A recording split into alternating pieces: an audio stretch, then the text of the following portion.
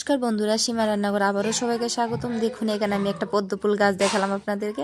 ভাবছেন তো ফুল দেখাচ্ছি কেন? দেখবেন কি বানাই। পদ্ম ফুলটা আমি আগে তুলে নেব। আরেকটা পদ্ম ফুল তুলে নিয়েছিলাম, প্রথমে ওটা দেখানো হয়নি।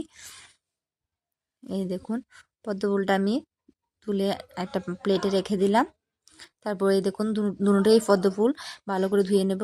এবার আমি এখানে কিছু কালো জিরে আর বেসন নিয়েছি, চালের গুঁড়ো দিয়েছি, হলুদ দেব, তারপর দিয়ে শুকনো লঙ্কার গুঁড়ো, নুন সব দিয়ে আগে একটা ব্যাটার রেডি করে নেব। দেন এটা আমি জল দিয়ে ভালো করে একটু মিক্সড করে নেব। দেখুন ব্যাটারটা কীরকম হয়েছে দেখিয়ে দিচ্ছি। এবার আমি ফুলের মাঝখানে যে অংশটা থাকে এটা ফেলে দেব, দিয়ে ভালো করে এভাবে ধরে, যেভাবে আমরা বড়া রেসিপি তৈরি করি এভাবেই বানাবো আমি বড়াটা। এই দেখুন উপাস দুনো পাশে বেসনটা লাগিয়ে এবার আমি কড়াইতে দিয়ে দেবো এক এক করে।